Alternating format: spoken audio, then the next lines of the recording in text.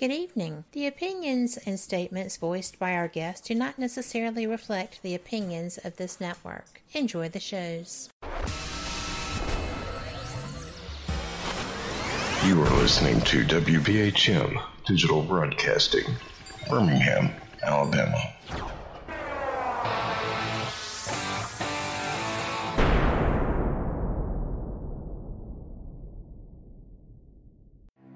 Headline edition, July 8, 1947. The Army Air Forces has announced that a flying disc has been found and is now in the possession of the Army. Army officers say the missile, found sometime last week, has been inspected at Roswell, New Mexico, and sent to Wright Field, Ohio, for further inspection. Now, historic films made in the spring of 1948 and just released show Eniwetok preparing for heavily guarded and still largely secret tests of new atomic weapons. The test's purpose is to measure atomic effects on thousands of different materials, 30,000 tons of them, not, as at Bikini, to prove military effectiveness.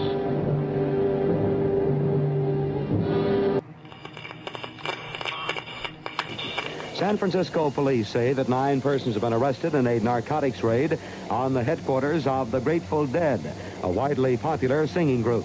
2 members of the group, Rod McKernan and Robert Weir, and their business manager, Danny Rifkin, have been booked on suspicion of possessing narcotics.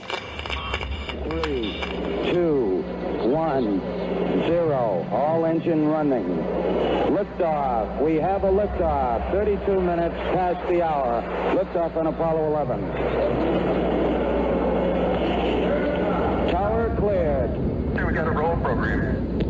Neil Armstrong reporting the roll and pitch program, which puts Apollo 11 on a proper heading. I'm going to step off the limb now. That's one small step for man, one giant leap for mankind. Well, strange lights are causing a viral buzz on YouTube. Could we have caught extraterrestrial activity on a recent newscast? Brandon Arroyo investigates. As the newscast ended, the controversy began back on September 26th. What is that light shining in the back of the dark night sky?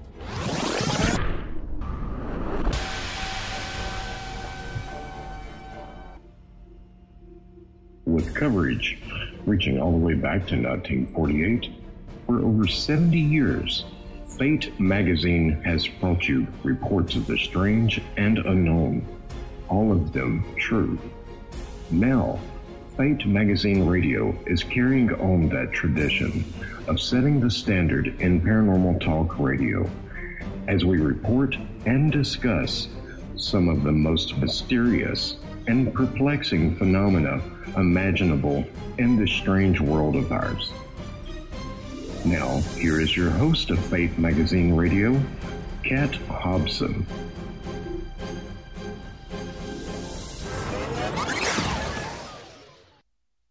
Good evening. Welcome to Fate Mag Radio, the online voice of Fate Magazine. I am Kat Hobson, your host, and I am so excited to bring you this, our first show of the new year. We're going to give a shout out to our fearless leader, Phyllis, who is recovering. I'm certain that she has begun her rehabilitation and is healing, and we love her. So we just need her to know that. And I am so excited to welcome tonight's guest. Janice Carlson is someone that I admire a lot. I have had a great time talking with her. She's just a lot of things, to be quite honest. She is a writer. She wrote under a pen name for her novels and novellas as a fiction writer. And it became important to her to share what she knows about being able to interact with the dead.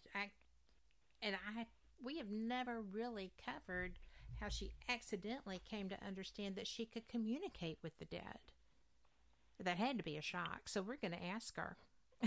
And Janice, thank you so much for being here. I'm thrilled to have you being with me again. Well, thanks so much for having me. Well, I enjoy all of our conversations, and I just love your book.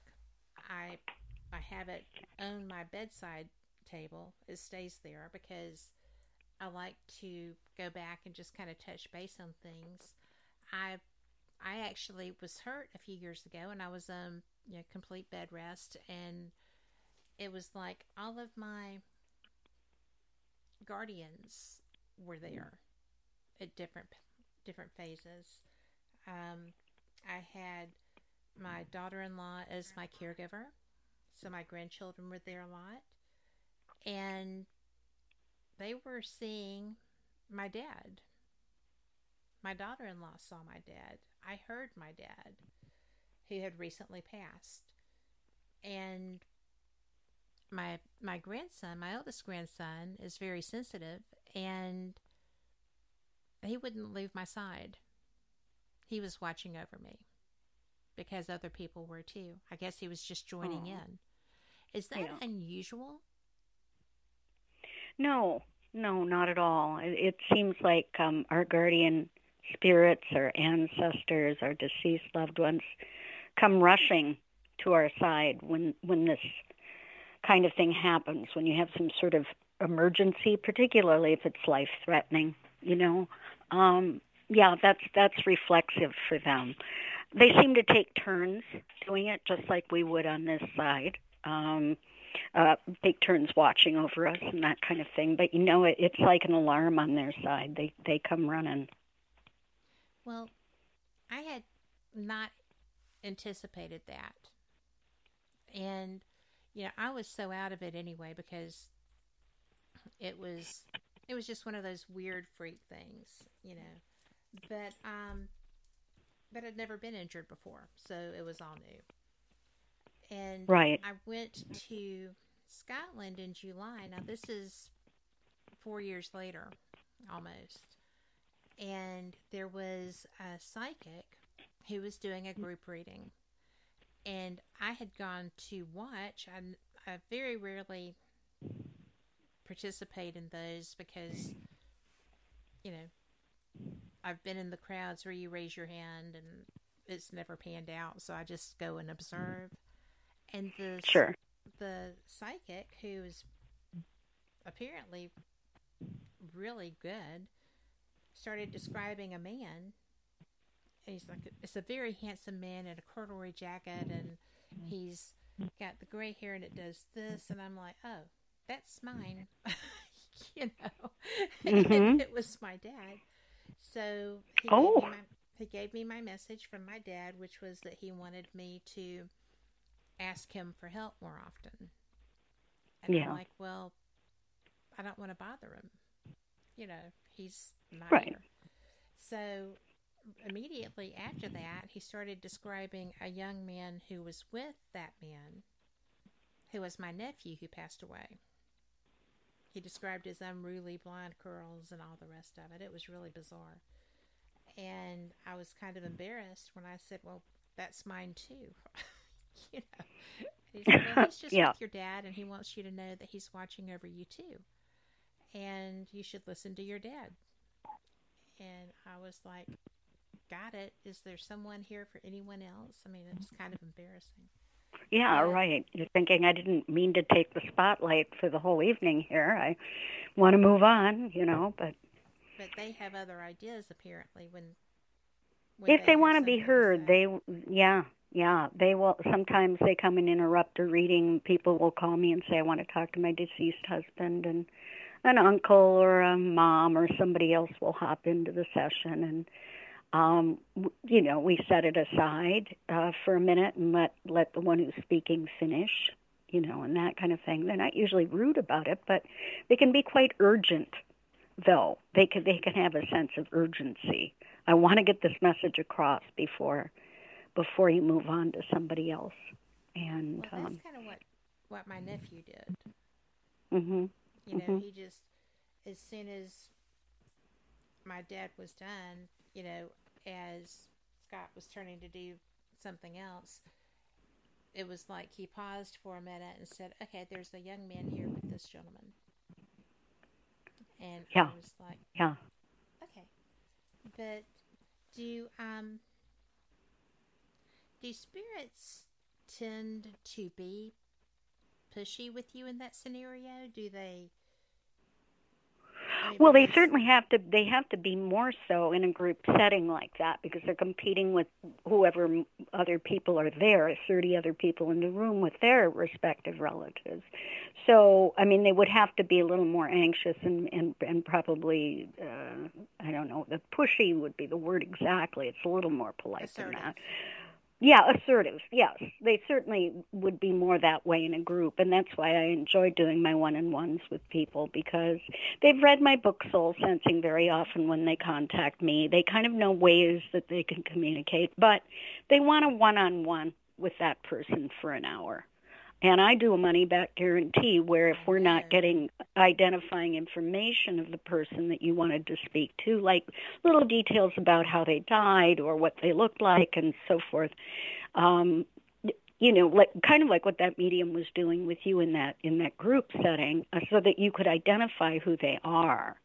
And so once you've done that, you can go on with the session. If I'm not getting that kind of information in the first few minutes, I reimburse any prepayment and recommend maybe that they try again in a month or so, maybe when they're not in a real deep state of mourning. Or they might want to try another medium who is, I don't know, more suited to them personality-wise, energy-wise. But it doesn't happen. I'm glad to say it really doesn't happen very often that we don't make that connection. And maybe 1 in 50 people that I talk to would have that happen. Generally speaking, spirits are quite willing to talk to us. And you know that for centuries we've been told that we should pray for our dead.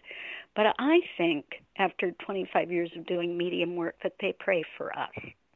I think they spend a lot of time trying to help us because they know that the earth is a much harder place to be than heaven is. You know, there's pain, there's disease, there's crime, there's betrayal, there's money problems, all sorts of things that they're not dealing with, and they're quite sympathetic about it because they've been on the earth. Well, you know, absolutely, that is the case. And, you know, it's just one of those things that I was taken aback. You know, my mother had passed recently, and I don't know, I was just in the car with my friend on our way to do an investigation, and the car smelled like clean laundry all of a sudden. And I just looked at Katie, and she kind of looked at me, and I was like, well, that's not a man. You know, that's got to be a woman. And both of us had lost our mom, mine more recently. And I just took my phone out and started recording, and I just asked, you know, are you a man? Are you a woman? Are you a mom? Are you Katie's mom? Are you my mom? And things of that nature. And when I played it back, there was nothing until I said, are you my mom? And my mom's voice said, yes. Mm-hmm. And I was like, well, hi. You know, that was cool. And absolutely. Yeah. You know, I told her where we were going and told her what we were doing and said, if you'd like to join us, you're welcome to. And, you know, we were at the former detention prison place, and in the solitary confinement area we were looking for chairs because there was going to be an event and they had taken all of the chairs. So a girlfriend of mine and I were walking around, and somebody snapped a photo that had this big black thing reaching for me, and between me and it was this khaki colored cloud that had purple around it. And my mom was a member of the Red Hat Society who always wore khaki and purple. And Red Hat. And so I was just kind of like, well, I'm glad I invited her. You know, I appreciate that, Mom. Yeah. And that was just one of those things that I was taken aback by. But she was Well, there it and doesn't happen agreeing. always when, it doesn't happen always when you expect it, and it can happen, you can ask them a question and not get an answer for 48 hours. Time is different over on their side, but you almost always get an answer to your questions. And my book talks a lot about how that comes across. Sometimes it'll come across as a song on a radio, certain lyrics will answer you. Sometimes you pick up a book, just open it randomly to a page, and a certain word jumps out at you. There are lots of methods for communicating with dead loved ones, and that's what soul sensing does, is give you ways to communicate with them on your own on a regular basis. It's kind of, yes, and to recognize it when you do get a sign. So many people write this stuff off as coincidence or it was just my imagination, and the truth is that it mostly isn't coincidence. Coincidence is sort of the language of the dead, but they're actually, my aunt died recently, and she was sort of a mother figure to me. And soon, a couple days after she died, someone asked me, "Are you getting any messages from her?" And I thought, well, no, I'm so stressed because I'm just coming in from being out of town, and I'm the executor of her will, so there's so many left brain things that I've got to deal with right now that I'm really not getting any messages. And the next day, a client called me with a name on her email, obviously asking, "Can you do a reading for me?" I had never read for her before, and her name was the first name of my aunt, and her last name was the city where my aunt had taught school for 40 years. So, I knew right away. I knew right away that was my Aunt Diane talking to me. Yes. Yeah. But sometimes you have to be hit in the head with it. I mean, it's like the cobbler's kids have no shoes kind of a thing. I'm a medium for everybody else, but, I may not be doing it for myself right away. You're initially with a death, let's face it, you're in shock a lot of times if you didn't see it coming, and I didn't. And there's there are a lot of reasons why it might be delayed before you're able to start communicating with them. But you definitely can. I've just very rarely heard of anyone that doesn't ultimately have some sort of breakthrough with talking to a deceased loved one. That to me it's a little bizarre and quite interesting. When my dad was in the process of his death, he would at times talk to his family.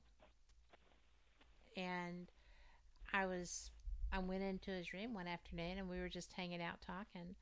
And I said, "So, do you see Granddad? I mean, seriously?" And this man who could not enunciate very well at this point leaned up in the bed, looked me dead in the eye and said, "Sweetheart, my dad is dead." And I said, "Well, I know that, but you're talking to somebody. Who are you talking to?" Yeah. And oh my goodness, because he was so Joe logical, and Special Forces Green Beret, talked like Mr. Rogers, smartest man I've ever personally known. I mean, he was a conglomerate of so many different facets of a person. And it was funny because he was so adamant that he was not. And then the next thing I know, I'm hurt and he's at my house. Yeah. So I haven't actually said, "How's that working for you, Dad?" But I probably will. Oh, yeah. Because he does have a wicked sense of humor. But, we've got so much to cover. And we are actually yeah, the whole month of 2023. I know, right? I mean, the whole year of it. It's going to be a doozy, but we are at our break. So I'm going to go ahead and knock this break out, and people can settle in and get ready to hear some predictions. And we're going to talk more about your book, which I find delightful and informative, and we'll be right back. Y'all come back too. This is going to be great. Warning, the following message does not necessarily reflect the views of WBHM-DB or its hosts. guests, listeners, or of any functioning adult in general. In fact, Frank should probably seek professional help. Listener discretion is advised. Hi there, Frank Lee here. I thought that I would spend a few moments telling you about the positivity from the network here. The overall message of para-unity and happiness, and how everyone here wants to get along with everyone out there, and how everything is just wonderful. Wait, Cat's not looking. Okay, I've got something to really tell you.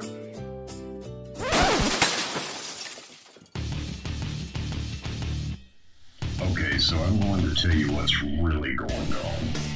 Honestly, all that being nice and positive crap was kind of hurting my soul, as dark as it is. So, what's really happening? Well, you see it all the time. Everybody and their brother out there has a paranormal team because they watch a couple of episodes of Ghost Hunters or some crap like that. So they go and they spend half their mortgage payment on tools and things that light up that they don't understand. And then the next logical step after buying matching black t-shirts and posing like 90s rappers for their Facebook page is to, of course, have their own podcast. Well, you know what? You're not going to find that crap here. What we have here at WBHM Digital Broadcasting is the best host, the best guest, bringing you real information. All of the hosts here on this network know their stuff. They are the people who have been out there doing the work, doing actual research. And no, by research, I don't mean binge watching some kind of cheesy TV show on Netflix. I mean reading books. I mean out in the field doing the legwork. And who are they interviewing on their shows? They're bringing you the people they have learned from. They're bringing you the best in the field, covering all kinds of topics from UFOs and aliens to Bigfoot to cryptozoology to ghosts to anything you can think of a bit strange and unexplained.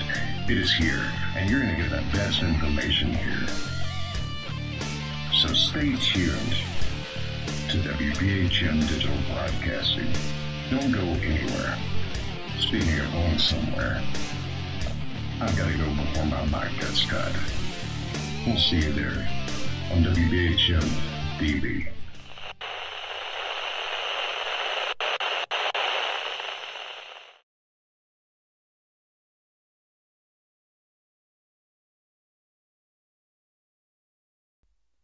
And we are back with Janice Carlson, and you know, she's pretty cool. She is full of information. She gets more information. She is here because she absolutely gets so many messages. But she also has predictions, and we have done this prediction show for the last 2 years. And yeah, it's been fantastic every time. You know, I love doing this with you. Yeah, it's fun. To me, it's just neat. So, do you want to move into that aspect of things, or? Yeah, sure. You know, when I do these, I do this odd kind of mix of past, you know, like I've told you in past yearly predictions, I combine a blend of Chinese astrology and Western astrology and tarot card spreads and psychic ability, and I sort of formulate my own little goulash of what I see coming in the coming year, what resonates for me and what doesn't. And that's kind of how I work. It's very odd. It's not something that I learned anywhere. I guess I just kind of take from various parts of the New Age selections and kind of see what resonates for me. Last year when we did our show, I had made some predictions that came true. And I'd like to talk about those for a sec because yes. Back then, It was the Chinese New Year would have started on February 1st. Instead, it's going to start now on the 22nd of January. So in true Chinese Year of the Water Rabbit is what we're looking at. It's just leaping forward in time so that we're doing this 11 days earlier. We're turning over the new Chinese horoscope 11 days earlier than we ordinarily would.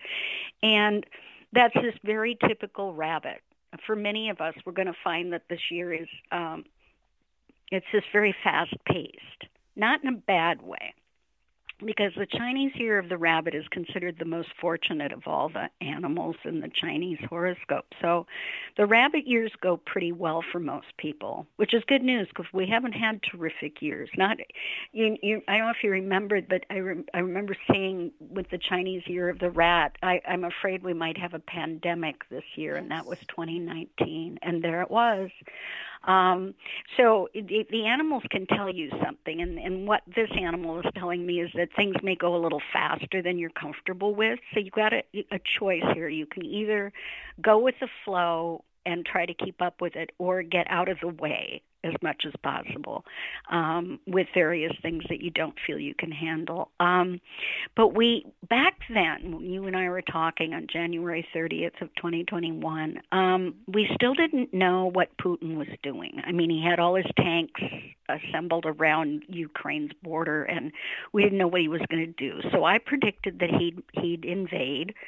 And on February 24th, Russia started its war against the Ukrainians. I also predicted that the U.S. would get involved with drone strikes. And on March 16th, President Biden agreed to send Ukraine Switchblade drones, which they've used plentifully. I mean, there's been a lot of that. And then I said that sonic weapons would be used. And this is kind of remarkable. On March 19th, for the first time ever in battle on the earth, the Russians fired hypersonic missiles at Ukraine.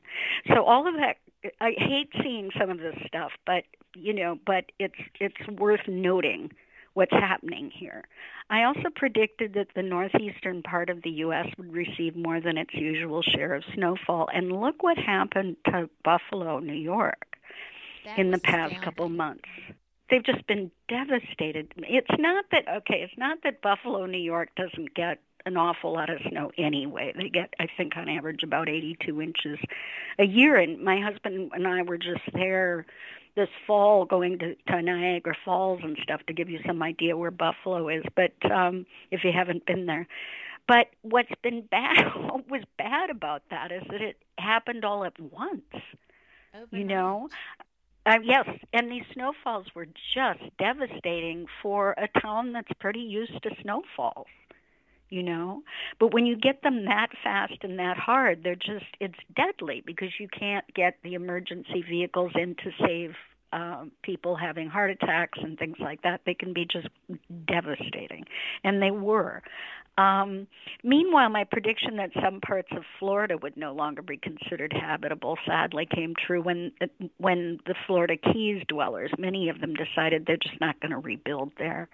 I think after Hurricane Ian hit, but in 2017, there was another hurricane there. I'm not remembering the name, and it was just devastating to the Keys. And you can see where up in the northern Panhandle of Florida, right in the Big Bend in Panama City. So yeah, that was a doozy. And you can see why some of these people would say, "Look, I rebuilt last time. I don't know if I can keep doing this." Financially, I don't know if I can, and just given the post-traumatic stress that happens after having your house leveled, and people dying around you and that sort of thing, you can see where they're just kind of going to say, look, maybe the state is semi-going underwater here, and I don't know if I want to stay for any more of this. I mean, and that's going to be a pretty typical reaction because even if we slow down climate change now, the seas have still risen a lot. And there are a lot of things that are not going to be particularly reversible when you have really bad hurricane seasons. And then, fortunately, though, I do want to stress this, the Year of the Rabbit's going to be a better year for most of us.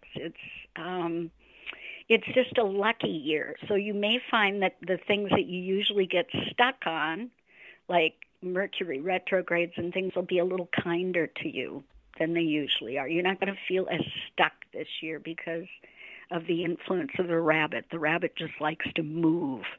And, you know, they don't face their problems so much as they outrun them, and they certainly prevent them more in the year of the rabbit. You'll see more prevention happening even in your own personal life, because you kind of know what's coming and you know how to avoid it. And so that's going to be the tenor of the thing. But that's sort of what came true in 2022. And it wasn't a year where I had tons of predictions, but I certainly had very strong feelings about some of those issues. And I'm so glad that you had shared them, because there was some preparation mentally for the unexpected. Yeah. Absolutely. And that's what we're going to talk about tonight, is not only nationally and globally what I'm seeing, but also what's going to go on in various people's personal lives, how the year of the rabbit and various other influences are going to affect you. We've gotten pretty wise in the last 3 years about disaster and how to deal with it. And so we're going to get better at prevention, which is always good. On a global level, I predict that a very recent breakthrough in nuclear fusion is going to change our quest for energy in the coming year and beyond. It could become an infinite energy source for us, but you know, with this caveat, and that is that it does have its safety issues, and it's not the same as a nuclear reactor. It's nuclear fusion, which is a real breakthrough for them, which is where they take two atoms and combine them to create one or more new atoms, and then energy is emitted as a result. The difference in mass releases energy, and that's something that Einstein talked about, you know, half a century ago, about the famous equation E = mc squared. So it was a theory, but now they're finding that they can do it.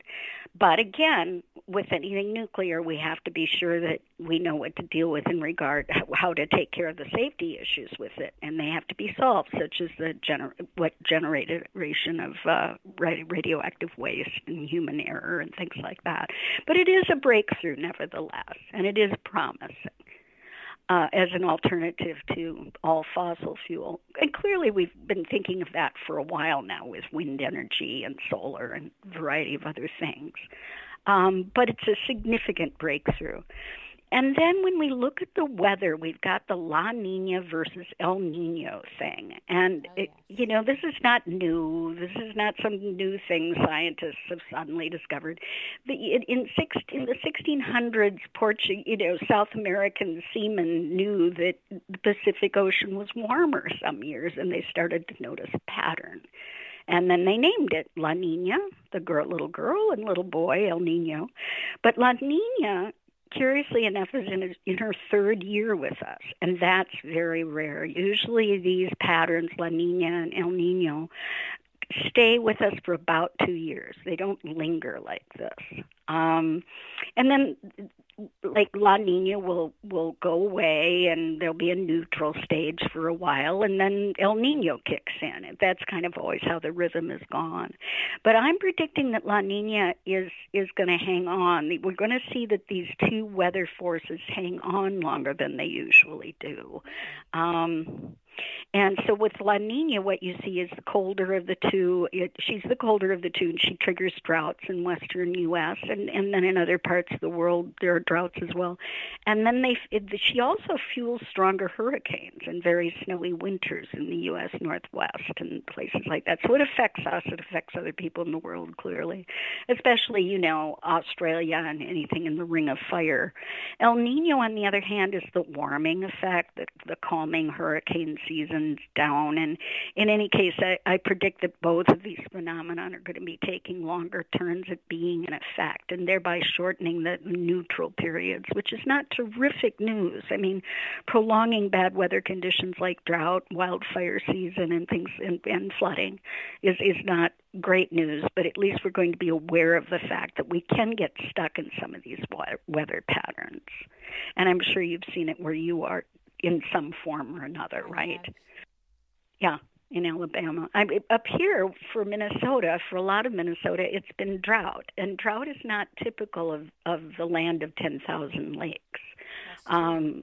Yeah, and I told one of my friends this summer, gosh, I miss having thunderstorms. I miss having heavy rainstorms, and then that nice fresh feeling in the air afterwards that the air's been cleaned, and that it was very unusual for us to be as droughty as we've been.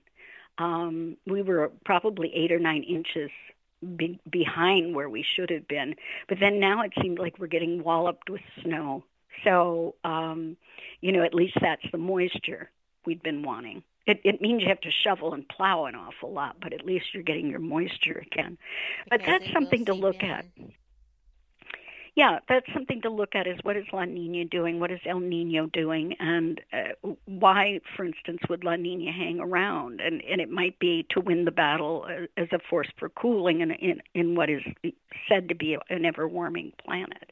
It's hard to say, but it's certainly something to keep an eye on. Do you have any questions about any of that? I mean, that's pretty scientific. I am with you so far. I was really interested because I was under the impression that El Nino actually, with the warming, would create more storms. But yes, and in some places it does. It's true that in some places it does. It depends on where you live, which one of those will affect you more. Mm-hmm. But they are really parts of the Pacific Ocean. They're much more observable in the Pacific Ocean than the Atlantic. Well, I'm not that familiar with La Nina, but El Nino, I am. We get that, and or we get those effects. So, to me, it's just an interesting concept that warmer will lessen. That's just me. I always have an inquiring mind about things like that. Oh, absolutely, yeah. And it's a good idea to take a look at that stuff periodically, And when you talk about Europe, you can't really talk about Europe without talking about the war in Ukraine. And what I'm seeing, as of this week, the EU is estimating that Russia has had 250,000 casualties in this past year, which is just unprecedented. I mean, 250,000 Russian troops either killed or wounded to the point where they can no longer fight.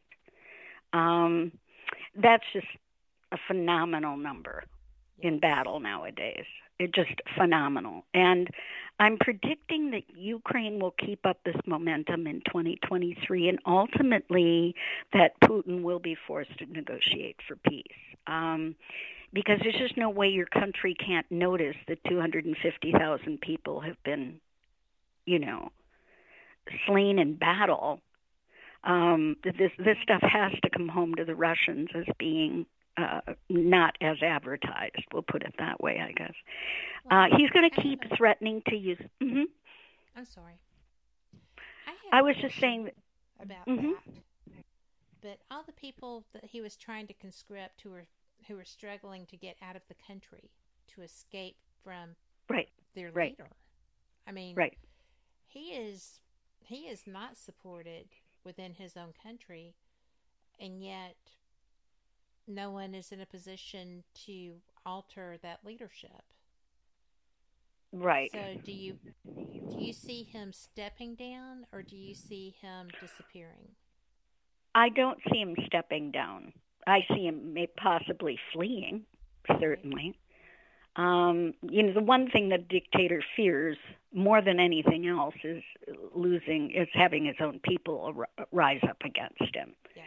And invading Ukraine was meant to be a power move, and it's not working out well. And it won't, because you can't send troops into battle with meals ready to eat that are already expired 3 years ago. That's the kind of stuff that's gone on, and they're not prepared for it. They don't know what they're fighting for, and they don't want to be there. So that's just a mess all by itself. They're just not particularly motivated, and they're certainly not well armed or prepared. Ukraine, on the other hand, they're fighting for their lives. Yes. They're fighting for their country. So, ultimately they're going to come out the victors. But, you're going to see Putin continue to threaten to use nuclear weapons, which he won't, not in the sense that we think of them, certainly, because he plans to occupy the land that he's threatening to nuke, and that would make no sense at all, right? It won't be occupiable if you nuke it. Yeah. And so he's going to probably be thinking of more diabolical ways to wound the population, weapons that we may know little about right now. Perhaps like the sonic weapons we've heard about that have been causing concussions in people at various embassies and things like that. It's going to be more diabolical kind of a move. But as you were saying, he doesn't overall have the support of his people at home. Exactly. There are mothers connected to these soldiers that are dying. And, what on earth are they dying for? It's just insanity. Yeah, for somebody's ego. And not their own. Yeah. It's a power play that he thought was going to be a cakewalk, and it's not. So we just have to pray that it's not horribly, horribly dragged out, and that, some kind of concession will be made so that he can leave there or fall out of power somehow. Yes. And it may ultimately be, as you suggested, that the Russians will rise up against him, so he'll just have to get out of there to survive. Okay. I think people like Navalny and other people are waiting in the wings to take over leadership, who have shown the initiative to run for office, and have shown real loyalty to the people of Russia. So then we have China, and China's a real wild card here because they've been in this COVID lockdown for 2.5 years, roughly, and this consumer demand is down. Just all we have to picture is what happened to us during the pandemic. Consumer demand was down, property sales were tanking. Over there, the Chinese have been desperately just trying to get food often in this government lockdown. And then you have unemployment for China's youth and new college grads that's alarmingly high. And the government has had they've been raising, been calling for a rise in Chinese birth rates, and the young are not having children the way most of them do ordinarily, starting families, and they're not doing that. Certainly not during a pandemic and not with things so unstable. So China has essentially become a tinderbox, and the only thing that kind of released some steam on that recently was that their president lifted the COVID lockdown.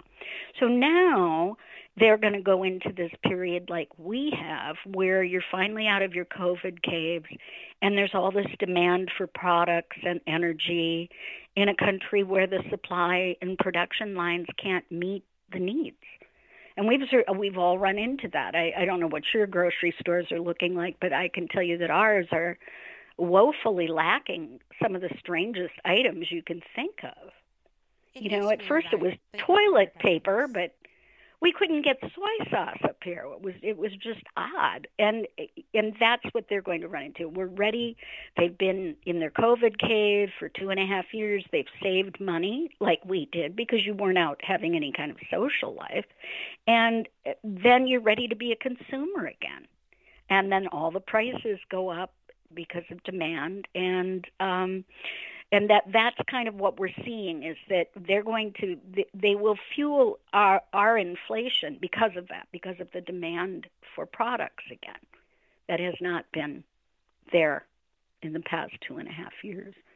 So that's really, that's going to be the wild card, I think, globally during 2023 is the demand for that. But overall, both of these dictators, Putin and Xi Jinping, are going to be so busy trying to keep their iron-fisted grips on their people in 2023 that I don't think they're going to, on purpose, make a lot of trouble for the U.S. Well, And that might be the good news. from your mouth to God's ear. Yeah, I hope that's exactly. Yeah. You're pretty good. Now, I on have an confidence. yeah, are you wondering anything else globally? Are you seeing anything else globally? I am, because what is happening to us through this mass immigration that we're seeing. Mm-hmm. This, mm-hmm. I mean, it's an astronomical figure of people coming into our country, and they are leaving their own, so their countries are going to be lacking workers. These are all, for the most part, young, healthy men of childbearing age. That's the vast majority of people coming here. And I know that when I lived in Atlanta, my neighbors would all share an apartment and send the majority of their money home. But that was not building their economy.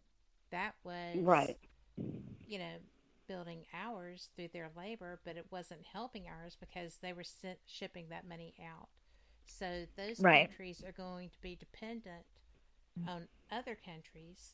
So you're going to have a collapse of different economies there because there's going to be no one left there to produce goods or to work fields or to do whatever job. They left the family farm to come because our borders are open. I mean, they see an opportunity where really I don't think there are as many as they're led to believe, and they're leaving, which is ultimately going to hurt their country. Yep. Just by the vast numbers. Do you see a way that's going to be fixed, or do you see a collapse of, say, Venezuela's economy such as it is now, and people like that, countries like that? I think the problem at the border is going to become, and is becoming as we speak, so bad that both political parties are going to be forced by the sheer volume of this to take more aggressive action. It cannot continue as business as usual. It can't, because you're dealing with crime in those countries. You are dealing with climate change. There's severe drought in some parts of South America, so these people can't make a living anymore in any kind of agrarian way. And you have, of course, corrupt governments that they're fleeing from. So all of those things are going to make this problem such a log jam for us. You don't have to live in a border state to understand this. It's going to become overwhelming. Well, if we don't do something, and it may look kind of heavy-handed to many, but if we don't do something, it's like letting a ton of people onto a boat that will sink. Yes, that can't bear the weight. Yeah, exactly. And again, the numbers are getting big, really big, and really unmanageable. So we are going to see that both parties are going to have to come to some kind of conclusion about this, about what we do, what we can do, and how much we can do, and how much has got to get worked out south of the border. Well, or at the border. Or at the border. Because, when they were having that cold snap in Texas, I felt so bad for those people because there were children freezing. And there was no place to put them. Mm-hmm. I mean, it was a tragedy, but it was not our tragedy. It was theirs. And it was just, that's why I have a problem with the mass immigration, because they're not getting cared for. They have overwhelmed in such numbers that we can't do it. And it's frightening to watch and see, especially the people that are out there with children, the people that are, they don't have the clothing, they don't have the adequate clothing. And people in Texas don't tend to have adequate clothing either. I mean, not for that kind of weather. You know, that's not something that we're accustomed to in the South and Southeast. I mean, no. I have traveled and been for extended times in colder climes, and so I have stuff stuck in the back of the closet to pull out. Not everybody does. And no, it's dangerous. Yes, and during a journey like that, often you have to dump stuff that you brought along initially because it's not something you can carry. It's not something you can smuggle through various areas where you might be arrested en route. It's an arduous journey. It is to make, and it's again something that we're going to have to broker and work out with the countries of origin here. I don't see any other way for this to work. You can't argue with math, and they are. But any one state is not going to be able to deal with it by itself. The border states are not going to be able to deal with this by themselves. This is ridiculous. Technically, it's not their job. So, right, yeah, it's scary. Yeah, they're trying. I see them trying. I know a lot of people are just like, oh, well, they don't care. Well, I think they do care tremendously, but those poor people, there's just so many. Right. And your heart bleeds for them. It really does. I know. Anyway, absolutely, mine too. No. I think it's just kind of come to a head here, if it hasn't already. Because of the climate problems, I think Americans on a national level are going to have to expect that the cost of food and clean water is going to continue to rise. And most U.S. households will have to sit down and come to terms with that math. And that means that they're going to have to put some limits on discretionary spending simply because it's just costing so much to go to the grocery store and costing so much to heat and cool. I mean, that isn't good news, but it's definitely what I'm seeing. That we'll all have to have a look at the budget, probably, unless you're extremely wealthy. Because I don't know what's happening at your grocery stores, but ours are alarmingly high. We have very limited supplies of necessities. Lots of discretionary spending available, but you have to choose from one or two things as opposed to 6 to 8. Right, exactly. And everybody wanted to come out of their COVID cave and go do a million things, but we're kind of being reined in by inflation, and it's not looking like it's going to improve a great deal in the next 12 months. I mean, it will eventually probably even out, but 2023 is not looking good in that regard to me. May gradually get better.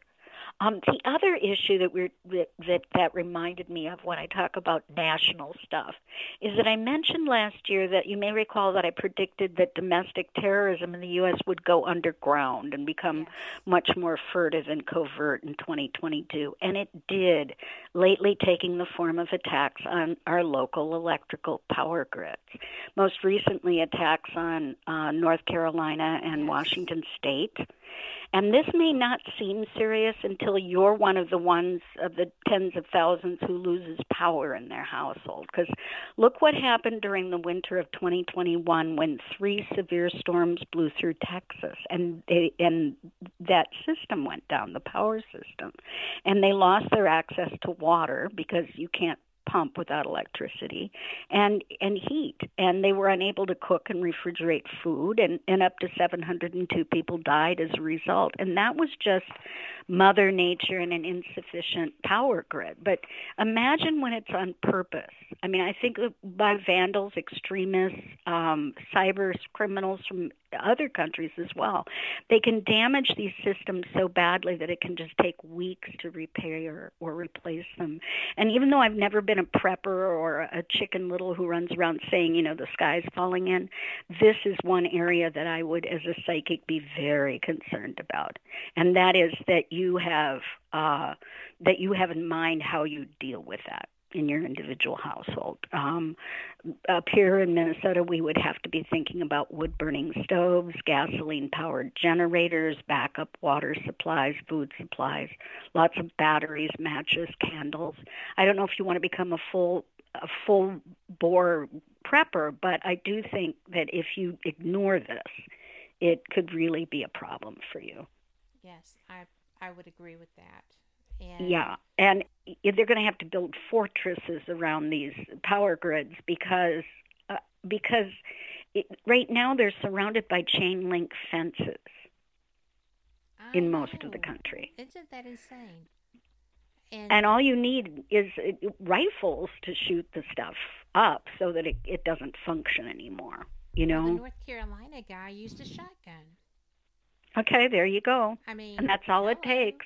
Buckshot? Really? Yeah. It's astounding. Yeah. And you're going to see more of that. And well, yes, unfortunately, they said that this was simply a test. They were seeing if it would work, and it was so effective. Now it's happening more. And it happened in Washington State on Christmas Day, is what I read. And I thought, what a miserable way to spend Christmas Day with your power off. What a miserable person that thought that would be fun. Yeah. Exactly. So if this is how this terrorism is going to be expressed, we have to take care of ourselves because no community, no matter how good, is going to be able to care for tens of thousands of citizens all at once that have these kinds of problems. You're going to have a boil water order. How are you going to boil water? It's just like hurricane preparation. Yes. Any of those things. You've got to know the drill. And if you have electric stoves, you're already at a disadvantage because natural gas can continue. The electricity won't. Right. Yeah, and many of us up here have gas fireplaces and things, but you've lost your electric fan that blows the warm air around your house. Yes. So you're going to have to be kind of bellied up to that fireplace when it's 18 degrees out, 3 degrees at night, and sub-zero in January. And so we all have to be more aware of this and treat it the way we would a natural disaster situation, that you're at least prepared for it. And every once in a while you'll hear a PSA from the government saying, do you have an emergency plan at your house? Do you have an evacuation plan? They're not just doing that for their own health. They're doing it because they know that these things are happening. And they can happen randomly to you, Unexpected. Nobody in North Carolina expected to be without power. No. And so it doesn't hurt to be ready for this and to have your kids be aware of why we're doing this. I don't care if you turn it into a game and you say we're camping for a few days, we're going to, live ruggedly, but just so that's that sense of being prepared as part of being alive, as part of being able to take care of yourself, because again, these local governments cannot take care of tens of thousands of people. We live in a place where there's always power outages. There shouldn't be, but they haven't really buried the systems, and our neighborhood's about 40 years old, and of course a lot of this is not buried with fiber optics and stuff, and so whenever somebody runs into something on nearby Highway 7, then all the power goes out. And I've just gotten to a point now where the little box is right downstairs. As you come down the stairs, to your right is a box of long matches and candles and batteries and flashlights, because I'm used to it. But if you're not, things are going to come to a grinding halt in a hurry. It's not going to be good. And that'll be your restaurants and everything nearby, too. You may not be able to go out to eat either, Exactly. But we have to take our top of the hour break. Okay. And we will be right back. And you guys, I know y'all are sitting on every word of this, so come back. We're going to have more. and bring your questions. If you have something that you're wanting to know I'm not asking, bring it. She's got answers. We'll be back on the other side. Y'all come back too.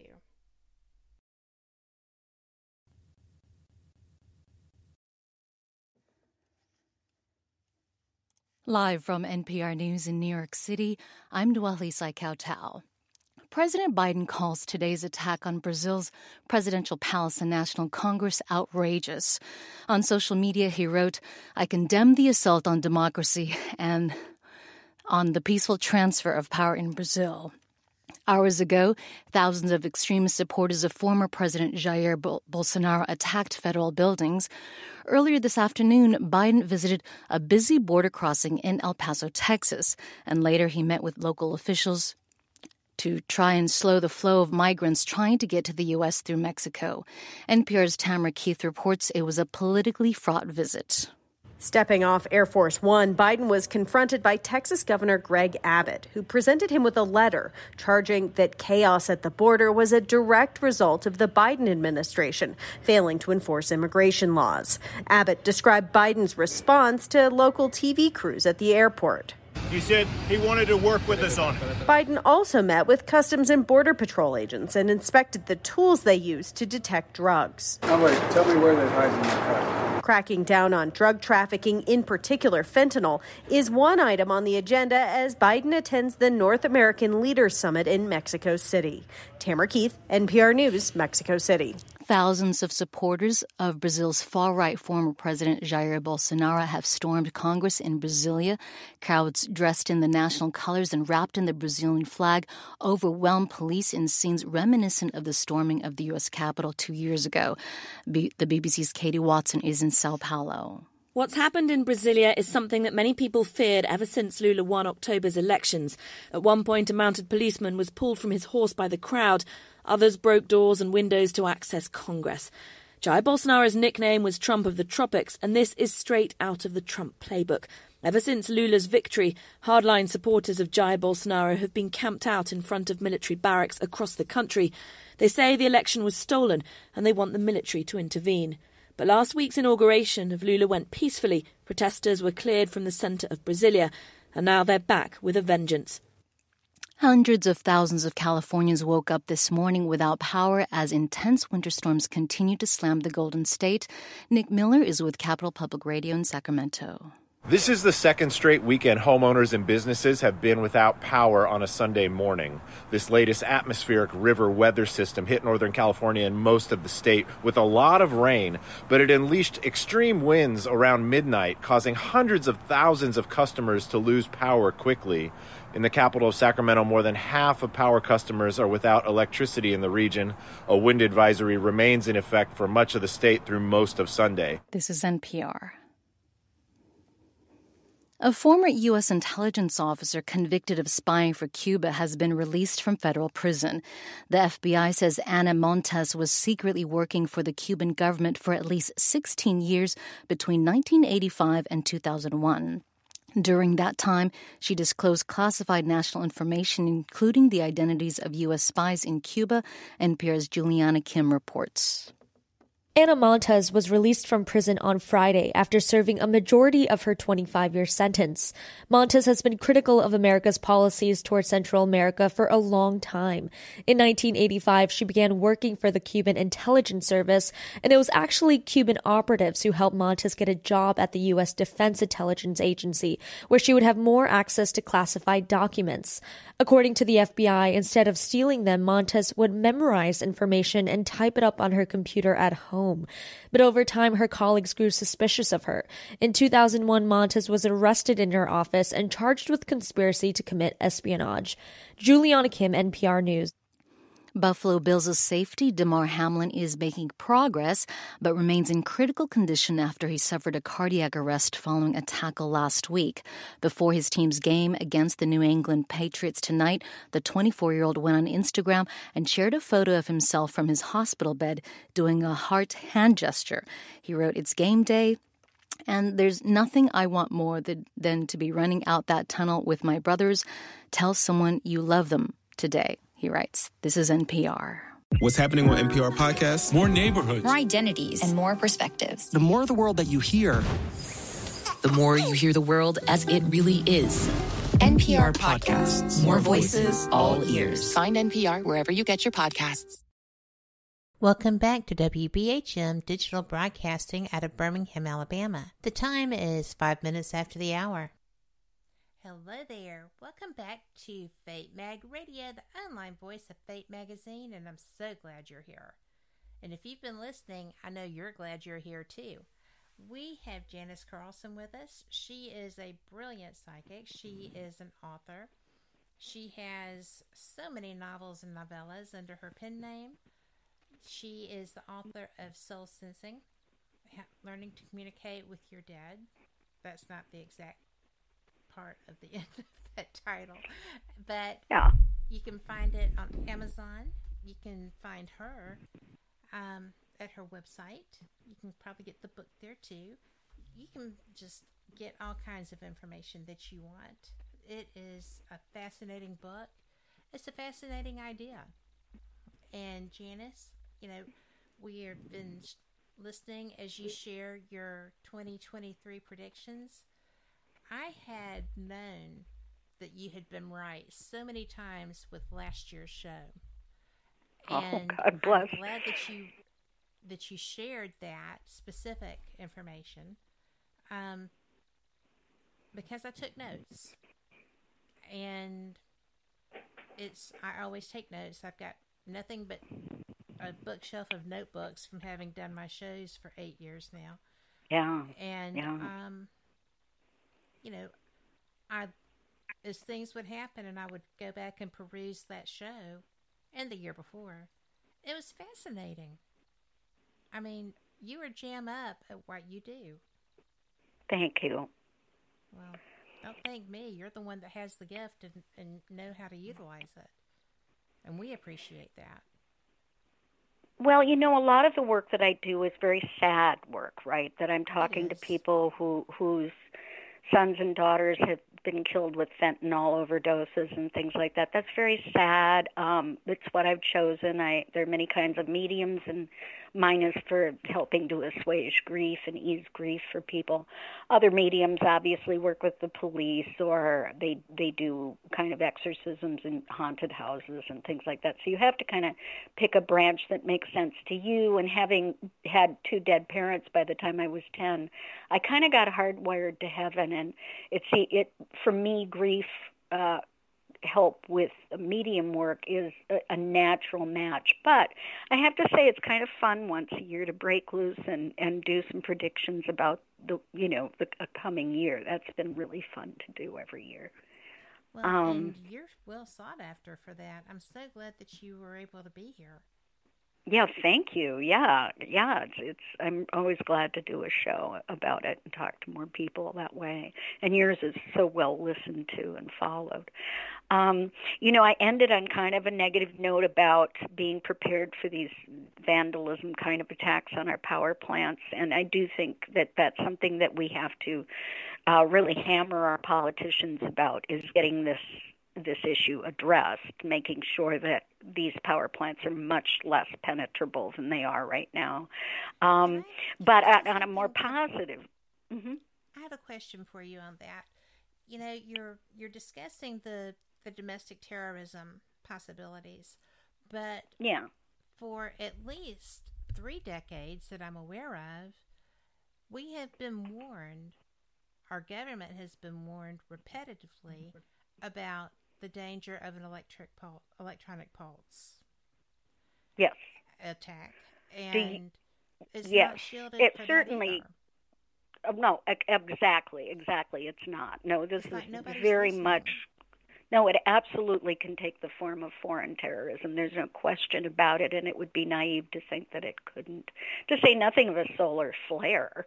Right. You know, I mean, we're raising a generation of kids that have been sitting in front of screens and, that run solely on electricity, it seems, or battery. And I don't know. They may not even know how to function without electricity.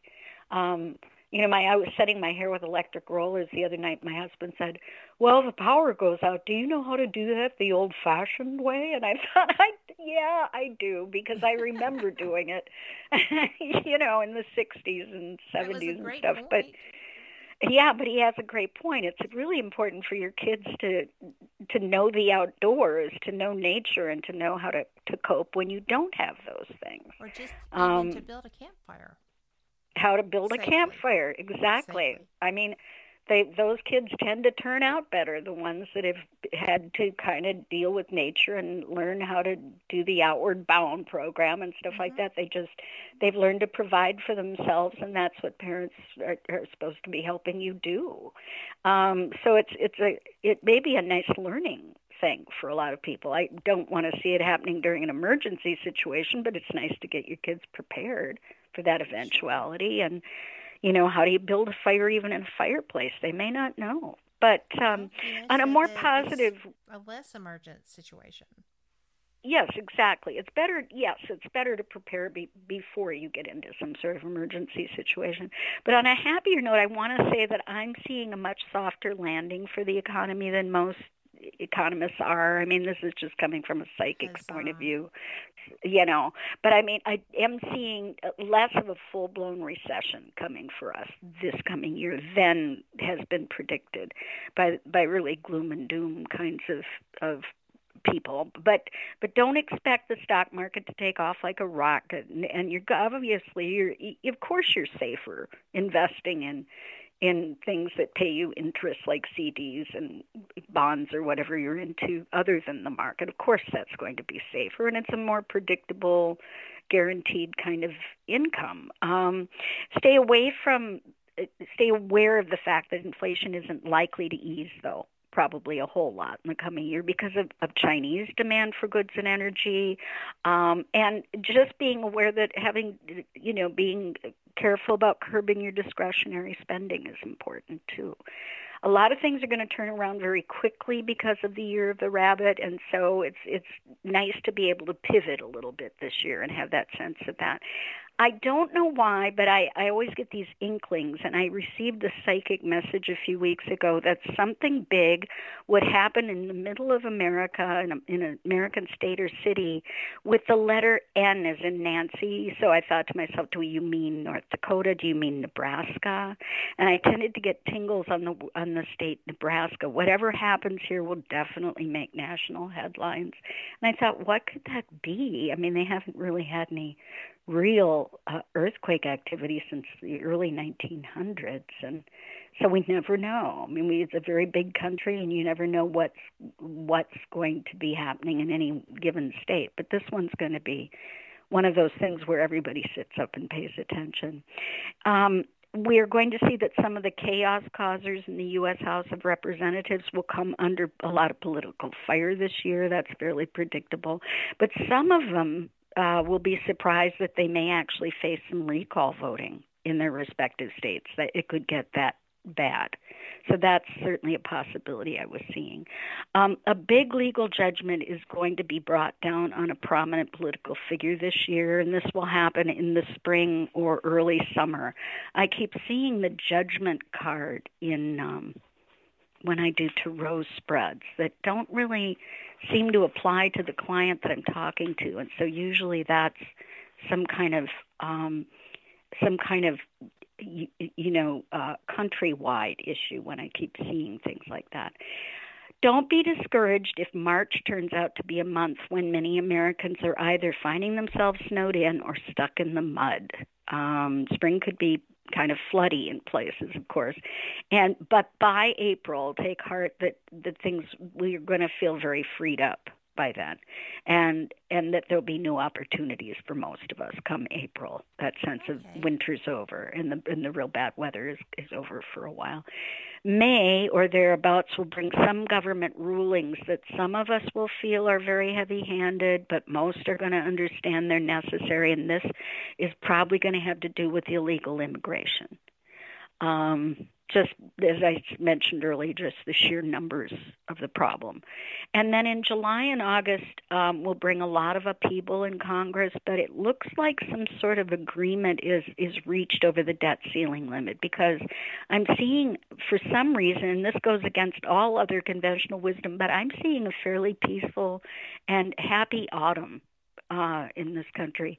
And the only other caution for the rest of the year would be in December, that you not rack up a lot of Christmas debt, because we're going to be entering 2024 a little shaky in the economic footing area. That's kind of an overall look at national events this year. And anything you want to ask about that? Well, kind of I do. With the softer landing on the inflationary crisis, do you feel like people are going to get the reason for hesitancy going into the holiday season? Do you feel that people are going to overreact to that and have maybe an elated sense of, or an inflated sense of elation because, ding dong, the witch is dead kind of a thing? Yeah. Yeah, I see that too. No, I mean, I whenever you come out of something like a lockdown, a COVID lockdown, you expect something like the Roaring '20s, where people were out dancing and drinking and really having a wonderful time partying, and just able to be out and spending discretionary dollars. We wanted to do that after this COVID lockdown, but many of us just got hit by the fact that gas was already so expensive and groceries was so expensive, if indeed you can even find what you're looking for at the grocery store. I'm hearing a lot of reports of people not being able to find, like I say, the strangest things. Well, I had someone do. You couldn't find baby formula. What country runs out of baby formula? I mean, exactly. We were having to have that flown in from other nations. That was awful. Yeah. At least we could. Yeah. And some of it has to do with the government shipping that formula to other, countries as well. I mean, you never always know the backstory on all of these supply line issues. But Very true. Yeah, I mean, you don't always get the whole story, no matter what channel you're listening to. It seems like, but it was odd to do that, because yes, you are going to have a baby boom after a pandemic. Yes. That's normal for people to say, look, I meant to start a family 2-3 years ago, and we didn't because of this COVID thing, and I don't have forever, But I think people are going to be cautious, but not to the point where they don't spend at all. I think that some of our oligarchs here, some of our big business owners are kind of getting too cautious, and that's just my take on it as a psychic. So, but I think they may be a little too fear-based about this, because people want to consume. They want to. They just have to know how to budget it. I mean, in our household, we probably aren't going to eat mini steaks anymore, because they're really just on principle. You just aren't going to spend $25 a pound on something, probably. Just because unless it's a special occasion, you're probably just not going to do that. And then when you get into things like your personal life, now that's interesting. Like the rabbit, the majority of us won't face our problems in 2023 so much as we're going to, as I said, probably prevent them and outrun them. This will be largely due to the fact that rabbit avoids confrontations, and that's sort of going to influence all of us. The stars will influence us in that way, that we're not really interested in big confrontations in the next 12 months. We're more interested in working together and trying to be productive. Beware, because yes, exactly. The wisdom of the center prevails instead of, lunatic fringe. Beware, because like a fleeing rabbit in a flowing river, you're probably going to be you're going to be racing to keep up with this year. This is a good year, but most of us are going to have to, kind of hustle more than we're used to. And I knew that even as I prepared these predictions, I thought, well, that's the rabbit for you. I mean, here you are racing to get this done in time, and it's because it's going to the year of the rabbit starts earlier. But the other thing it tells us is to make sure you have that go bag ready. If you live in parts of the country that are prone to severe weather events, to wildfires, a go bag shouldn't just be a word in your vocabulary. It should be something that everybody in the household has ready to fly if they need to. There you go. Know what that is. But we have to take this quick break. Y'all stay with us because this is just going to get more and more interesting, and we will be back right after this. Y'all be sure and come back too.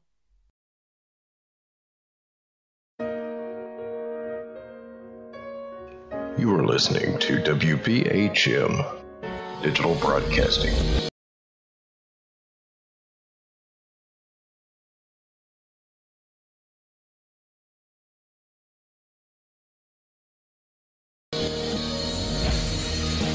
The best in paranormal talk radio.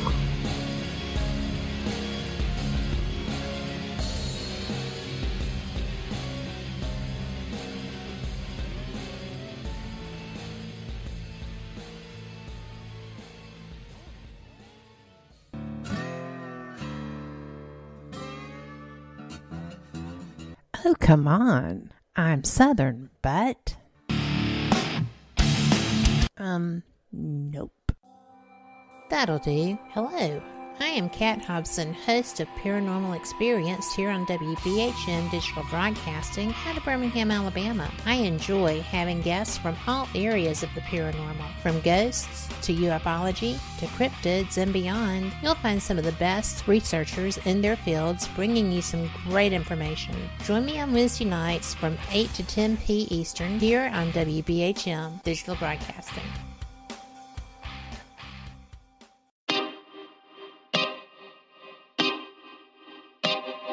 This is Jason Bland, host of Midwest Paranormal Presents Paranormal Soup, where we stream live as a webcast every Sunday night, 11 p.m. to 2 a.m. Eastern, with guests who will blow your mind. Live ghost box sessions where you can call into the show to see if the spirits will talk to you, and the World Wide Web of Weird with the latest in paranormal news and evidence. We're bringing the weird every Sunday night, 11 p.m. to 2 a.m. Eastern on our Facebook page and YouTube channel.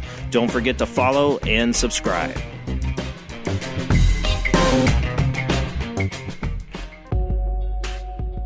You are listening to WBHM Digital Broadcasting, the best in paranormal talk, only on Paranormal Experience Radio, broadcasting live out of Birmingham, Alabama.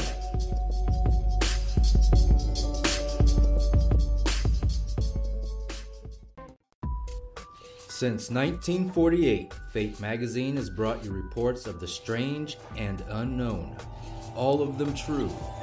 Fate Radio is carrying on that tradition, bringing you the unusual, macabre, strange, and bizarre. Join host Kat Hobson Sunday nights from 8 to 10 p.m. Eastern on WBHM Digital Broadcasting.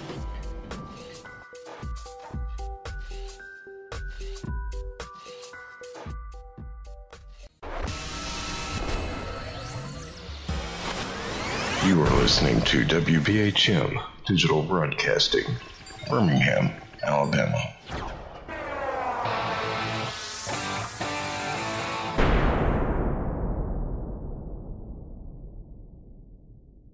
Thank you for listening to WBHM Digital Broadcasting out of Birmingham, Alabama. The time is 23 minutes after the hour.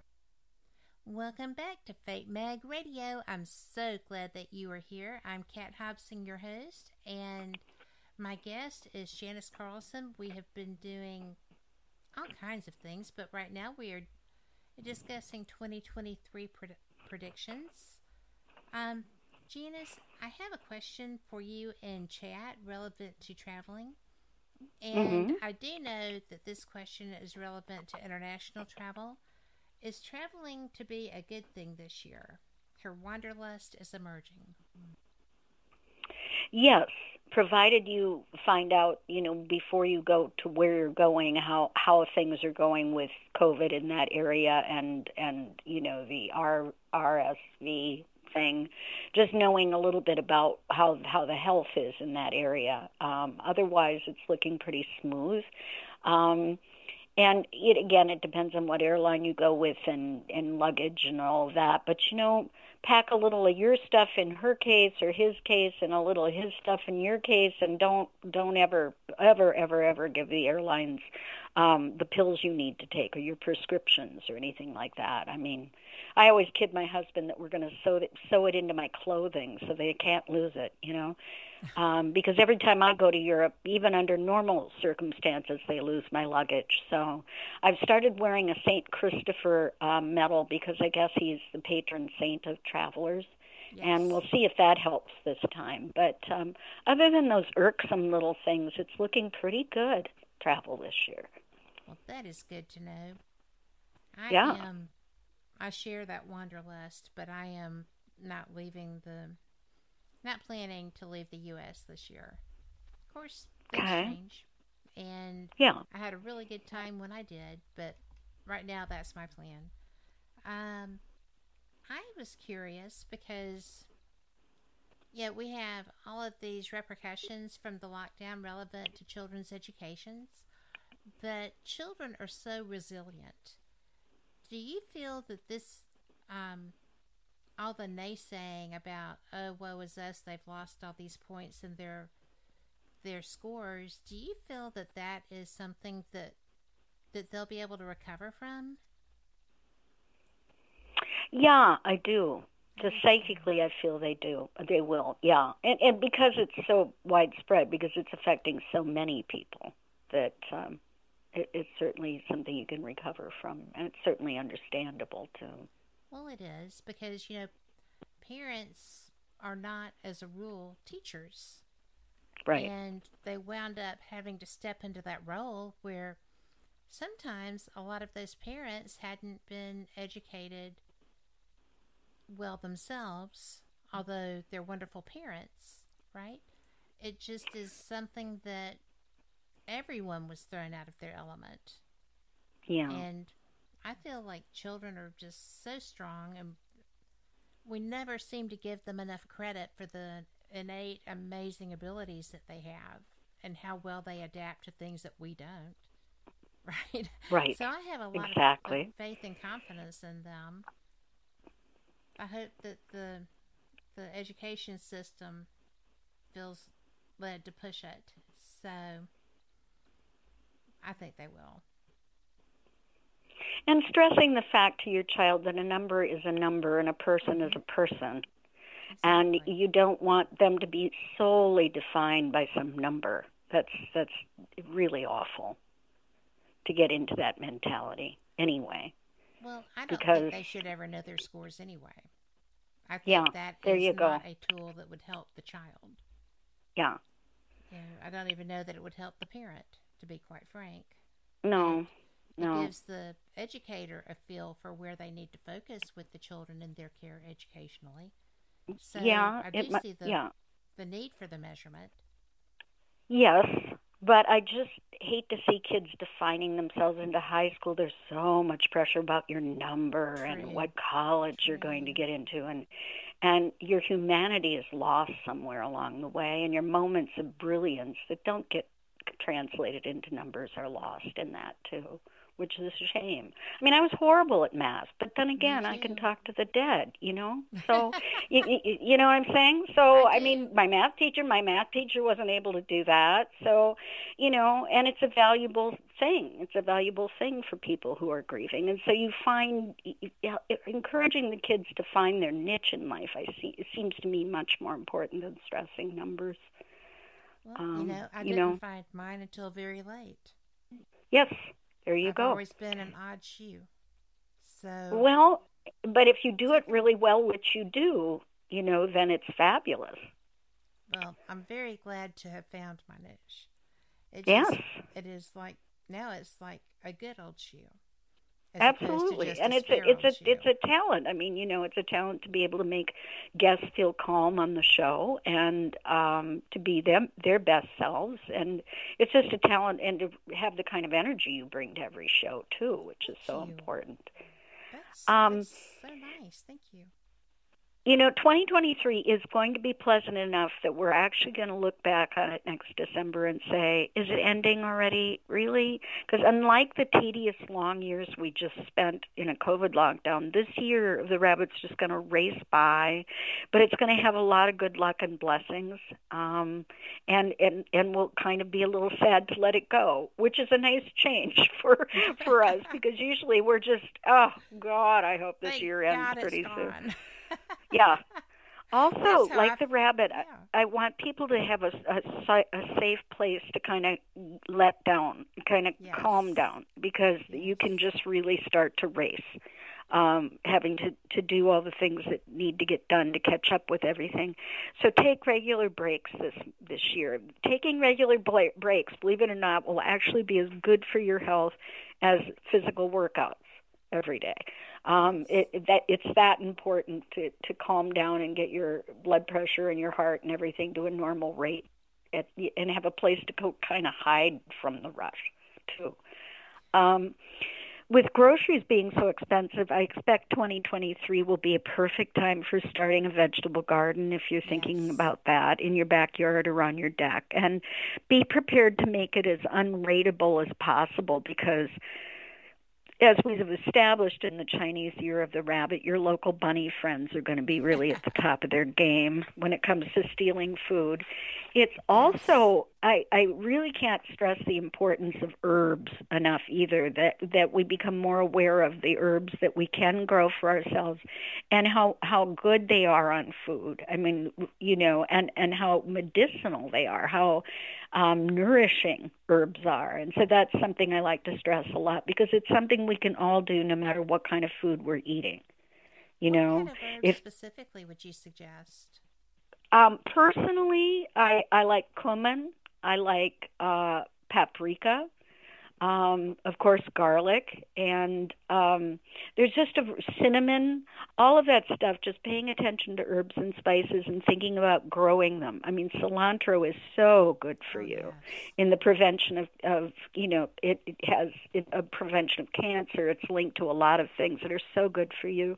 And just can keep that in mind if you just have a small place to grow things, growing it on your deck, the herbs are really, really good for your health.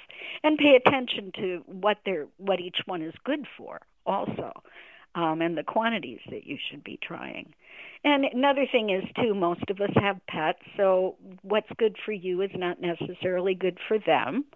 So you need to pay attention to that. Yeah. Yes, be careful about cats getting into this stuff and that. But overall, we tend to neglect herbs as a source of really good health. It's going to be, many of us are going to think about, gosh, maybe we should start having vegetarian lasagna, or we should start having more vegetarian food because the cost of meat is so high. So it's going to be healthier and more cost-efficient way for you to eat in this country, where, cuts of beef are just off the charts. I mean, if you go to a restaurant, even up here, which is sort of, we have a lot of beef up here, but every plate is $60 for a cut of steak. I mean, in the restaurants, it's just outrageously expensive. And so, so think about that. Think about what we could do with chicken and pork, and what we could do without some of the meat that we're eating too. And like the prolific rabbit, this is a good year. It's very favored for starting a family. It's good for adding to your family circle or your extended family members, getting together with you and finding long lost relatives when you might find out, stuff on DNA sites. Several years ago, I found my Irish side of my family, and I've been delighted to meet them and include them in some of our camping trips. And they're just funny, and they're just a delight. They've just been a delightful addition to my life. And so it's kind of cool to meet these people. There's strength in numbers, when you broaden your circle of friends and family. It seems like there's always someone you can turn to who understands your particular issue at the time. And don't be surprised if plans you were thinking about back in 2011 finally come to fruition in the next several months. It may surprise you that some project you were thinking of 12 years ago suddenly comes back around, because that's a natural part of the Chinese 12-year horoscope cycle. So if you've been thinking about remodeling your kitchen that long, it might actually happen this year. Wow. Yeah, so there are some really good and joyful things coming up for most of us in our personal lives, and we need to just savor that, because you've got 24 hours of bad news coming out of your TV 24 hours a day, right? You know what I mean? And just turn that on. Oh, God. And, yeah, it's so depressing, and, it's good to be in the know, but not to a point where it just brings you down too much. That's their job. That's their job, to scare you and keep you on edge. And know that. Know that that's their job. Keep you tuned in. Keep you tuned in. Yeah. And it's just not good for your mental health. In your day. No. It doesn't matter what channel you like. You don't need it 24/7. No. They're always making HGTV. things. I always have that in the background when I'm working. Well, so, yeah.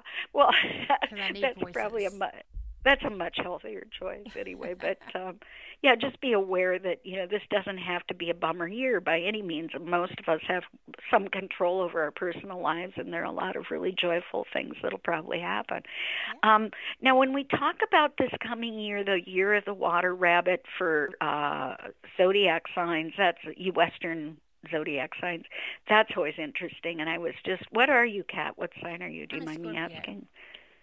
You're Scorpio. Okay. Very Scorpio. So you are a water sign. I am. Yeah. Well, we'll start with you guys then. The water signs, Cancer, Pisces, and Scorpio, will be in their affectionate glory this year. They're welcoming new members to their family. It might be a new baby born to someone, or they're welcoming new people to their circle of friends. And when all is said and done, the water signs realize that they're most happy when they're at home and when they're entertaining others in their home. They love to do that.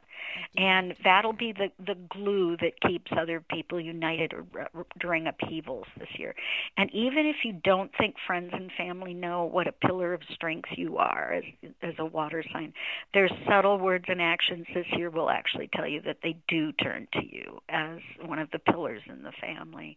And as a water sign, you'll be able to handle the speed of the water rabbit better than others. So as long as you're prioritizing your most important tasks, you'll probably be able to keep rhythm with this year better than some of the other signs. So water, you're like that, aren't you? You're someone who likes to be at home entertaining and I do. Having family. Mm-hmm. I do. And it's really funny because my daughter has kind of taken over the family entertaining aspect. And it feels weird because we used to always have, my husband's employees over to the house for an open house every Christmas, and, just little things like that I love hostessing. But now my daughter has kind of picked that up, and I appreciate it, but it feels like my house is always so quiet. Right. I like a busy house. I miss a busy house. Sure. And that's normal for your sign, too. So you'd be more likely this year maybe to invite a church group or a book club or other kinds of people over, or even do, that hygge thing that, have you heard of hygge? I don't think so. I've heard of Hygge, which is a meetings software, but I don't know what hygge is. Hygge is spelled Hygge, and it is a Danish practice that means cozy. And it's something that northern states have become more aware of because we've got a lot of Scandinavian blood up here, and it's a Danish practice that it's about coziness.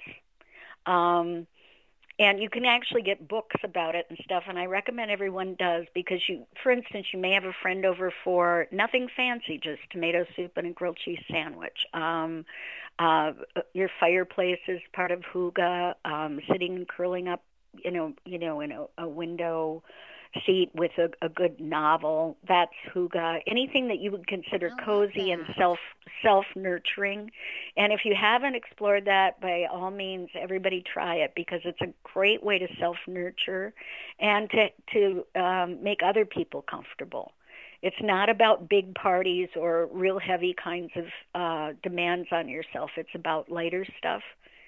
I love that. And it's really nice. I mean, when I look out my back window, I can see hygge. And hygge is the fact that a lot of the houses around here are up on a little hill. They've still got all their Christmas lights out, so it looks like a little Christmas village out there. And we all leave the lights on a little longer than we should. Not quite to Valentine's Day, but the winters are so dreary up here that, we do it to kind of keep each other cheerful, I think. Even without talking about it, we just do it reflexively. There's a real sense of hygge around here, that coziness. Leaving a window open on the side of your house because it's the one your neighbors can see, and they can see the light in your kitchen. And, it's kind of like caring about others, but it's also a really great way to do self-care. And it appeals, I think, to all of the horoscope signs. Well, I think it sounds like heaven. It's wonderful. And again, it's spelled Hyggge, and it's just such a treat. It's been such a treat practicing it and picking up some books about how to do it. Now, talking about the earth signs, that'd be Taurus, for Virgo, and Capricorn. That's my little corner of the sky. I'm a Taurus. We're going to really have to get our running shoes on this year, because these earth signs they like taking things at a leisurely pace. My husband is a Taurus. There you go. And the earth signs are methodical. They want to think about things and analyze it a while before they act on it. They need a little time to just figure out the best way to proceed. As a Taurus, though, you're going to have to, as an earth sign, you're going to have to rush a little bit more this year than you're comfortable. And these signs are the ones that you probably should get out of the way of rushing water. I hope I don't mean that literally in your community, but I do mean it, figuratively, in regard to just life rushing past you. And it's very important that you stop and take some time in the midst of all of this. He is very good at that. Good. And there's already, with the end of the year, there was a situation where he had to make a decision, and he just hates feeling rushed with anything. Yes. So I know that this is going to be a tough scenario for him. And my best friend is also a Taurus. So that makes life interesting, too, because I'm surrounded by them. Yes. Yes. And I'm so not. Yeah, but they can keep you anchored. I mean, earth signs are extremely loyal. They're good friends, through bad and good times, and they're they're loyal, and they usually tell you the truth and stuff like that. I know I'm surrounded by Tauruses too, and I couldn't live my life without these people. I mean, they really are. They anchor me. They're terrific. They're very grounding. And practical, just earth-scouringly practical people, and that's helpful too, Fire signs, Aries, Leo, Sagittarius, are going to look for alternative paths this year, because the water rabbit's not really a good mix for them, obviously, being a fire sign. They want to be able to showcase their natural warmth, their energy, and wind and moisture is not their thing. So be smart, not angry. You fire signs, as there's a way around almost every dilemma you'll encounter, and understand that you are just as important as the other influences around you, and seek out places where you can let your crucial light shine. Don't let somebody put a barrel over your light. I like that. But we have to take our last break. Okay. So this is this is a short one, and we will be right back. Y'all come back too, because I just love this stuff. See you on the flip side.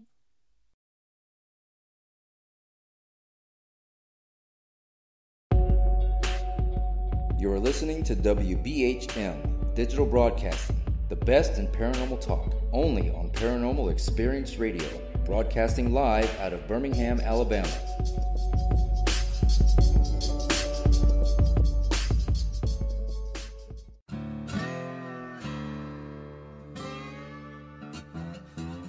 Oh, come on. I'm Southern, but... Nope. That'll do. Hello. I am Kat Hobson, host of Paranormal Experience here on WBHM Digital Broadcasting out of Birmingham, Alabama. I enjoy having guests from all areas of the paranormal, from ghosts to ufology to cryptids and beyond. You'll find some of the best researchers in their fields bringing you some great information. Join me on Wednesday nights from 8 to 10 p. Eastern here on WBHM Digital Broadcasting. Since 1948, Fate magazine has brought you reports of the strange and unknown, all of them true. Fate Radio is carrying on that tradition, bringing you the unusual, macabre, strange, and bizarre. Join host Kat Hobson Sunday nights from 8 to 10 p.m. Eastern on WBHM Digital Broadcasting.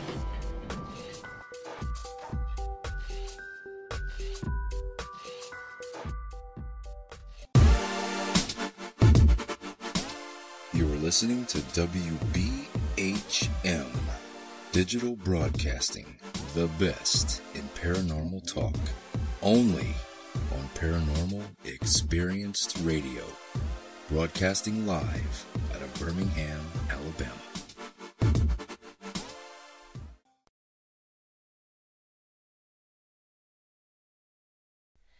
Welcome back for the final segment here on Fate Mag Radio, the online voice of Fate Magazine. And, you know, this has been such a fantastic show with Janice Carlson. I always am so excited to learn new things. And every time we have a conversation, I am learning things. And I am excited to put this hygge into play in my life. I don't know who I'm going to have in to have a sandwich with me, but it'll be somebody. And, yep. You know, or just somebody we have a senior center that's right by the walking track where I live.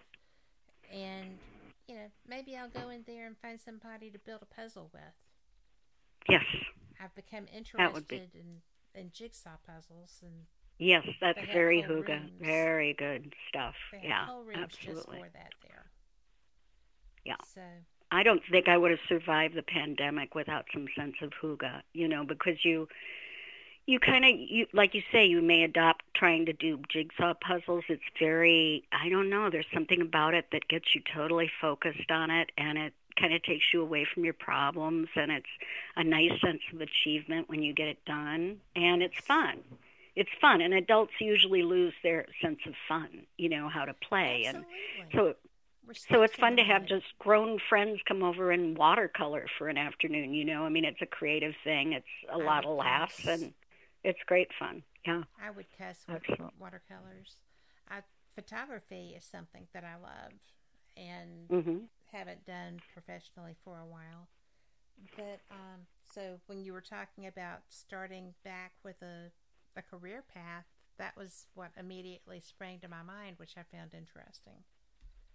Because it's definitely a love. But do you know something that I have found is very soothing? My daughter gave me colored pencils, and they're called doodle sticks or something like that. But and my stepmother gave me a book of mandalas. It's a coloring book of mandalas. And oh yeah. I'll get in the bed with my little bed tray that I keep all of my things in that I want to do with my lap tray, and I'll color a mandala before I go to bed. It turns off your mind, and opens you. It does. It's very, it's very therapeutic. It's very good for you. You know, creativity is very good for you. Yeah. You know, because I have a whole section in my book, Soul Sensing, about creativity and how it relates to right brain, you know, the right brain and how to communicate with deceased loved ones. It's all linked together. And that's one of the ways you start opening up your brain to communications from the other side is by doing creative projects. Yes. You know, whether it's beading or whatever it may be. Well, beading makes me cuss too. Yeah. You know, the last group I didn't talk about, though, is the signs that are air signs, Gemini, Libra, and Aquarius. Oh, do you? Good. And so that's Gemini, that's Libra, and Aquarius, and they'll probably breeze through this coming year. They always seem to breeze through things with a speed that keeps up with something like the racing rabbit. You're right in your element in 2023. You'll know how to enjoy things, kind of stay above the fray. It'll seem like you don't even have to try to get to, you know, you don't even have to try to get over being discouraged or depressed because you're going to just sort of fly over the bumps in the road. So stay positive, stay above arguments and the fray. And this year should be favored for your love of travel and adventure. It's a good year for that. Those signs certainly to travel, whether domestically or foreign, you know. Did you say that Gemini is one of those? Gemini is an air sign, yeah. Aquarius, Libra. They like to party, but they can be quite balanced in their expectations. They can be quite creative. And because they're air signs, they tend to flow with most of the Chinese horoscope signs very well. They tend to land on their feet very well. That's an apt description for the people that I know who are of those signs. Mm-hmm. So it's funny, isn't it, that people are that and really don't realize it, and yet they live it. Yeah. I think that's cool. Yes. Yeah. Just kind of knowing what air currents the year's going to bring and how you're going to get through it in the best way possible. You know. But I don't think adults play enough, and I always like to stress that you know, we need to introduce creativity. Many of our jobs are kind of grindy and repetitive out there, and it's so good to have something on the side that you do. Well, without a doubt. But, you know, you were talking about the difference in signs, and, you know, I always find it funny that I'm married to a Taurus, because the first time that my photography was accepted in a gallery, and they priced it, I didn't. I came home because it was so hard to take that portfolio and walk in that door, right? But when I came home and I told him about it, and he was so happy and proud and excited, and he was like, well, we'll go tomorrow and you can take pictures. And I'm like, well, we have to be up really early for that, which he's up early all the time anyway. But he was like, well, we'll do it. And so we went, we had a leisurely breakfast, we got out the door. Of course, the light was gone. And he was like, well, let's go take pictures. And I said, this is not the time to do that. But, you know, the methodical planning, well, you know, we're going to approach this with a business outlook. And it was like, this is an income. You love doing it. Let's go do it. And the creativity side was so where I was coming from, and he was coming from the let's go do this now thing. Yeah. And that was such a great example of the difference in those signs and those outlooks. And I just had to share that with you because I think that's funny. And well, he was treating it more as how do we monetize this? Maybe how do we act professionally with this or something? Or at least get the production up. That's a very left brain approach to it, as opposed to the creative approach, which is more spontaneous and goes more with the gut. The light's not right. I've got to be here, before the birds go and finish their feeding. Everything feeds at dusk and at dawn. So you need to be out at dusk and at dawn. So it's really it was just a great illustration of that, I thought. Yeah. Well, and what's interesting is you've got an earth sign in him and you have a water sign in you, and you have to be careful because it can turn to mud. Yes, you get earth and water together and it can turn to mud in a hurry. And so you have to be careful about how things are mixed when you're working cooperatively. It did in our 20s, but then it cleared up again in our late 30s. Good. So, because mud is not fun. we actually divorced and remarried. Okay. So okay. It was definitely clearly the love bond was there, and it's just a matter of working together. And it's very liberated because the love bond is always there. And yes. I do drag him to distraction sometimes, but it's life. But I have just had such a great time, and I didn't mean to make this all about me. I apologize, but I just thought that was a great illustration of something that you were sharing. And, absolutely, yeah. And I am so personally relieved with the positivity that you are bringing us about 2023. Yeah, there's no reason why this can't be a good year. Yeah, the speed of the actual movement isn't frightening, I think, as much as the positivity is a breath of fresh air. Exactly. Yeah. Yep. It's a very fortunate year. Most years are bunny years, rabbit years are very fortunate. You may as well just reap the rewards of that and enjoy it. Absolutely. Because you know what? We have, by Jingo, earned it. We have. People held on. They sucked it up. They did the best they could with the absolute horror that was projected on us. And, we've come through.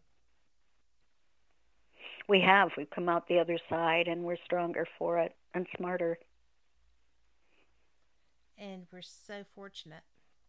I know people would argue that, but we are so fortunate. We learned more about ourselves. We learned more about